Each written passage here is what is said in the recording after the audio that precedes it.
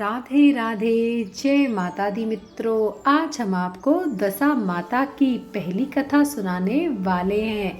यदि दोस्तों आपको यह कथा पसंद आए तो प्लीज़ वीडियो को एक लाइक ज़रूर करें और चैनल को सब्सक्राइब करें। कमेंट बॉक्स में जय माता लक्ष्मी या आप जय माता दशा भी लिख सकते हैं।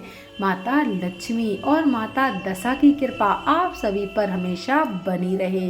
तो चलिए दोस्तों वीडियो को प्रारंभ करते हैं। दशा माता की कथा सुनने से धन धान की कमी नहीं रहती है और साथ ही घर की परेशानियों का भी अंत होता है। इसलिए दशा माता की कथा ज़रूर सुननी चाहिए और दशा माता का व्रत भी करना चाहिए।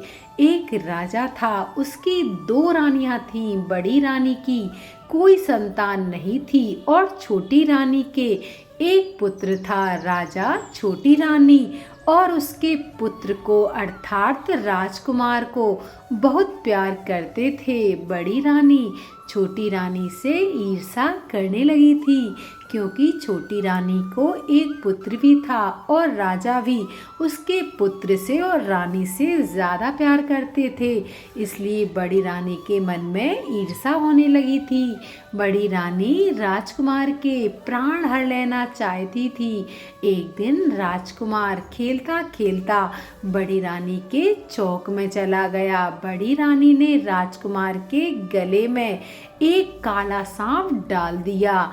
छोटी रानी दशा माता का व्रत करती थी। राजकुमार दशा माता का दिया हुआ था। दशा माता की कृपा से राजकुमार के गले में सांप बिना नुकसान पहुंचाए ही वहां से चला गया। दूसरे दिन बड़ी रानी ने लड्डुओं में जहर मिला दिया और राजकुमार को बुलाकर बड़े ही प्रेम से वह लड्डुओं को खिलाने लगी। राजकुमार जैसे ही लड्डू खाने लगा तो दशा माता एक दासी का रूप धारण करके वहां आ गई और राजकुमार के हाथ से लड्डू छीन लिया। अर्थात माता ने राजकुमार को जहर वाला लड्डू नहीं खाने दिया और राजकुमार के प्राणों की रक्षा की। बड़ी रानी का यह बार भी उस खाली चला गया। रानी को बड़ी चिंता हुई कि किसी भी तरह से राजकुमार को मारना ही होगा, तभी राजा का ध्यान मुझ पर आएगा। तीसरे दिन जब राजकुमार फिर बड़ी रानी के आंगन में खेलने गया तो रानी ने उसे पकड़कर गहरे कुएं में धकेल दिया। चूंकि कुआं बड़ी रानी के आंगन में बना हुआ था, इसलिए किसी को भी पता नहीं चला कि राजकुमार कहाँ गया। लेकिन जैसे ही बड़ी रानी ने राजकुमार को कुएं में धकेला तो दशा माता वहां पर आ गई और उसको धकेलने से रोक लिया। इधर दोपहर होने वाली थी। सभी लोग राजकुमार को ढूंढ रहे थे और उनके लौटने का इंतजार भी कर रहे थे। राजा व छोटी रानी को चिंता सताने लगी कि राजकुमार अभी तक क्यों नहीं आया। राजकुमार तो इतने समय तक अपने कक्ष में आ जाते थे, लेकिन क्यों नहीं आया। राजा रानी दोनों ही चिंता करने लगे। दशा माता भी इस बात की चिंता कर रही थी कि राजकुमार को उसके माता पिता के पास किस प्रकार पहुंचाया जाए। राजकुमार को तलाश करने वाले कर्मचारी निराश होकर बैठ गए। राजा व छोटी रानी पुत्र शोक से रोने लगे। तब दशा माता ने भिखारिन का रूप धारण किया और राजकुमार को गले से लगाए राजद्वार पर पहुंची। अर्थात राजकुमार को लेकर वह राजद्वार पर पहुंच गई। वह राजकुमार को एक वस्त्र में छिपाए हुए भिक्षा मांगने लगी। सिपाहियों ने उसे दुत्कार कर कहा, तुझे भिक्षा की पड़ी है और यहाँ राजा का पुत्र अर्थात राजकुमार कहीं खो गया है। सारे लोग दुख और चिंता में व्याकुल हो उठे हैं और तुम्हें तो सिर्फ अपनी भिक्षा से मतलब है। तुम्हें इस बात से कोई मतलब नहीं है कि सामने वाले पर क्या गुजर रही है, उसका क्या हाल है जब उसका पुत्र ही नहीं मिल रहा है। इस पर दशा माता बोली, भाइयों सुनो मेरी बात, पुण्य का प्रभाव बड़ा ही विचित्र होता है। यदि मुझे आप लोग भिक्षा दे दोगे तो हो सकता है आपका खोया हुआ राजकुमार आपको वापस मिल जाए। यह कहकर वह धीरी पर पैर रखने लगी और आगे राजमहल में प्रवेश करने की तैयारी करने लगी, तो सिपाहियों ने उन्हें आगे बढ़ने से रोक दिया। उसी समय दशा माता ने राजकुमार का पैर वस्त्र से बाहर निकाल दिया। सिपाहियों ने समझा कि राजकुमार उसके हाथों में है, इसलिए उसे अंदर जाने दिया। दशा माता कुंवर को लिए हुए भीतर चली गई। उसने राजकुमार को चौक पर छोड़ दिया और वापस लौट आई, परंतु रानी ने दशा माता रूपी भिखारिन को देख लिया था। उसने कहा कि खड़ी रहो, और कौन हो तुमने 3 दिन तक मेरे बेटे को कहाँ छिपा कर रखा था? बताओ, तुम जाना मत, रुको, मैं तुमसे बात करना चाहती हूँ, मेरे सवालों के जवाब दो। रानी ने जब इस प्रकार दशा माता से कहा तो दशा माता उसी समय ठहर गईं। उन्होंने बताया कि मैं तुम्हारे पुत्र की चोरी करने वाली नहीं हूँ और ना ही मैंने तुम्हारे पुत्र की चोरी की है।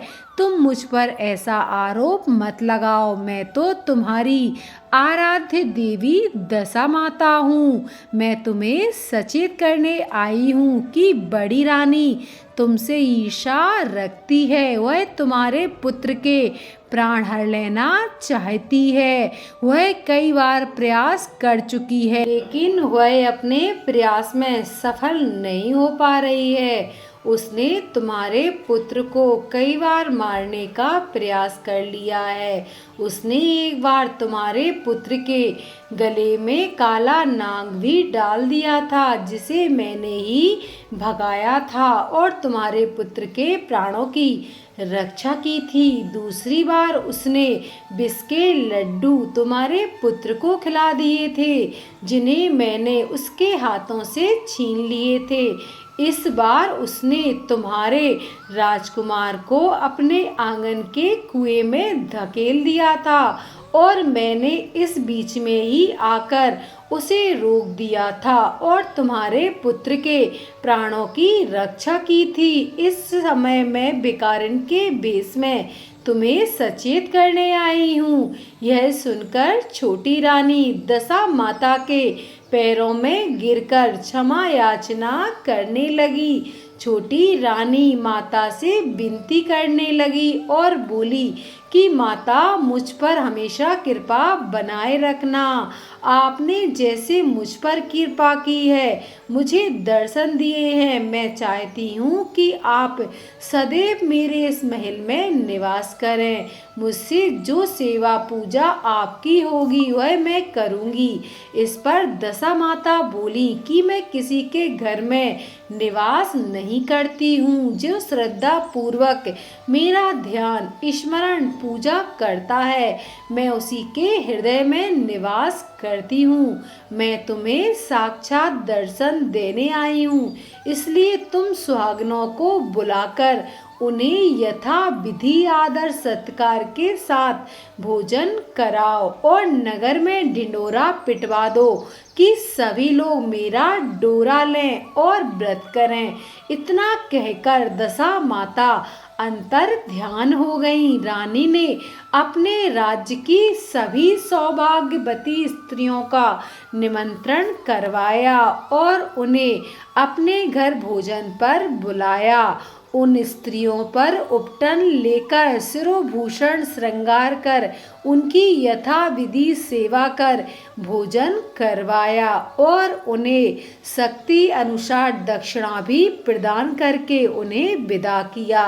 रानी ने अपने राज्य में ढिंढोरा पिटवा दिया कि अब से सभी लोग अर्थात राज्य की सभी सौभाग्यवती स्त्रियां माता दशा का व्रत करेंगी और माता दशा का डोरा अपने गले में धारण करेंगी तो सभी की परेशानियां दूर होंगी और सभी का सौभाग्य अखंड रहेगा। इसलिए इस व्रत को ज़रूर करेंगे। बोलो दशा माता की जय। दोस्तों, यदि आपको माता की कहानी पसंद आई हो तो प्लीज़ वीडियो को एक लाइक ज़रूर करें। आप सभी का बहुत बहुत धन्यवाद।